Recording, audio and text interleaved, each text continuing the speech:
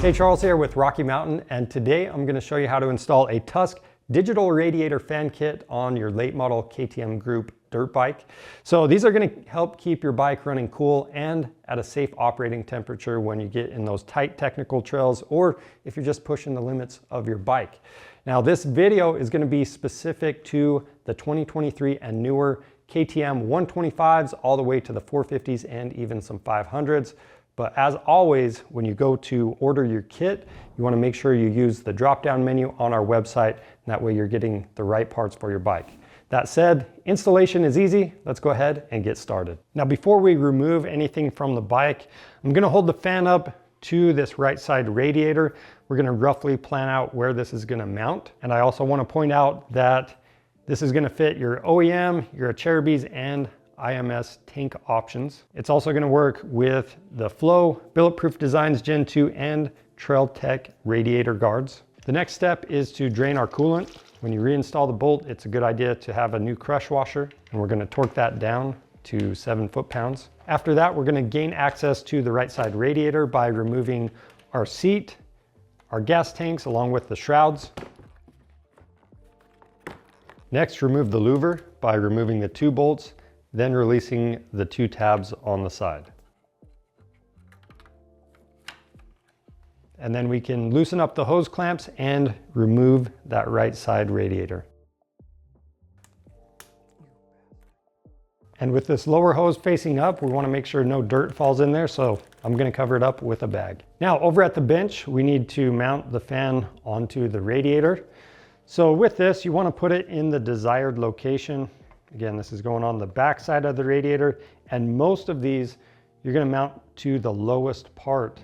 But if you have an XC or XCW, some of those will give you enough room that you can raise the fan a little bit higher if you want to. So you're going to have to choose what's going to work best for your bike. Once you've determined that mounting location, on the inside of the radiator, you see this plastic piece. We're going to use 2 of the supplied screws and our T25 bit to thread those 2 into the already existing mounting locations. And then before we tighten these screws all the way down, we do have a little bit of adjustability. So be aware of that and make sure when you're adjusting, you can line up this mounting hole on the other side. Make sure that you're in range with that. Now for the outside mount, we're just using 1 screw. I'm using a little bit of medium strength thread locker on there. To do the final tightening on these, once the screws lightly seat, you only want to go an additional 1/4 of a turn. With the fan mounted up, we can take this back over to the bike and install the radiator.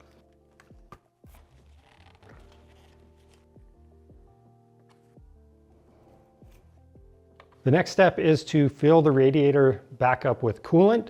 So as we do this, to help it bleed, we're just going to pour this in slowly. And I'm going to squeeze one of the radiator hoses to help any bubbles come to the top. Then install the radiator cap and the overflow hose. Next, we're going to take the temperature probe, and we need to find a mounting location inside the radiator. This can go above or below the radiator fan. So with this, I'm just going to find a place close to the middle towards the top, and that's looking pretty good. So I can take this thermal grease that came in the kit. We're going to squeeze about a 1/2 tube of this into those cooling fins, and then I'm going to apply just a little bit to the probe itself as well, both sides, and we're going to press this all the way in. And then to make sure that this doesn't move, I'm going to use some safety wire around this, and that's going to help keep it secure. Next, we're going to take our radiator fan harness, and we're going to route the 2-pin connector down around this ignition coil area. And I recommend following existing wiring and avoid anything that could be excessively hot or any pinch points. And then we're just going to set these 2 eyelets next to the battery. We're going to wait to mount these up until we have the thermostat and everything else installed. Now we can mount up the digital thermostat. So a couple of common places to mount this up are just in front of your gas cap or on the right side of the frame, just in front of the radiator. And when you mount this up, we're going to be using those double stick pads. Now you want to clean both surfaces the pads are going to stick to. So the back of the thermostat and this frame area, and we're going to be using a little bit of rubbing alcohol. Once that dries, we can apply the double stick pad. The last thing I want to point out is if there's any uneven surfaces, you may want to trim a little section of the second double stick pad, and that way it can fill in any gaps. And now we can firmly press the digital thermostat to the frame. Next, we're going to route our wiring through this little gap in between the frame and radiator. The next step is to make all of our connections. As we do this, we're going to be using some dielectric grease. That's going to help prevent issues down the road with corrosion. So I'm going to start with the temp sensor. I'm going to plug that in. And we've got that 2-pin fan connector right there. And we have the connector for the main harness. Then from here we can tie up any loose wiring. We're going to follow the existing wiring as much as possible and use the supplied zip ties to tie everything down. Now again, make sure you avoid any pinch points or anything that's going to get really hot. Now to connect the power harness, we're going to start out by disconnecting the negative battery terminal. Then we'll undo the positive side, go through the eyelet and reinstall the mounting hardware. And then we'll do the same thing to the negative side. And then you can see we still have a little bit of excess wiring right here. So we're going to go ahead and tie that up. You can use the zip ties that came in the kit, but since we're going around this bigger harness, I'm just using some bigger zip ties. Now that we have everything hooked up, you want to make sure everything is working correctly. So you can see now that we have the temperature sensor connected, it's reading the temperature of the radiator. So that's just going to be room temperature. We want to make sure everything works now before I put everything else back on the bike. That way, if we need to take a look at connections, we can go ahead and fix anything if there was any issues. So the first thing you want to do is hit this button for 1 second. So that's going to tell you when the fan's going to kick on. I want to change that. So with this in that mode, I'm going to hit this for 2 seconds. So now I can change where the fan kicks on. So you can just click it up 1 degree at a time, or you can hold this down. So just to test it out, we're at 47 degrees right now. We're just going to let this exit out and the fan should kick on.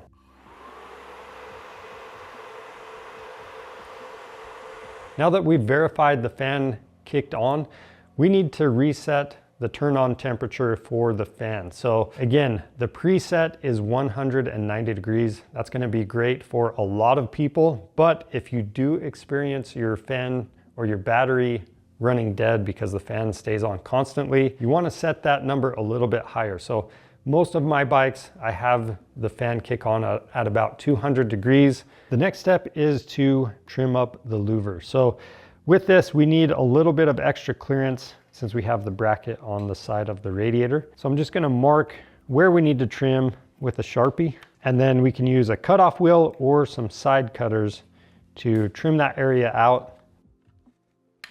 And we'll do a dry fit and make sure this fits all the way on before installing the hardware. After that, we can reinstall our gas tank and shrouds and our seat. All right, so that's it for installing your Tusk digital radiator fan kit on your late model KTM, Husqvarna, or GASGAS dirt bike. If you have any questions, leave those down in the comments. Don't forget, once you go ride the bike, after it's cooled down completely, you want to double check the coolant level and top it off if you need to.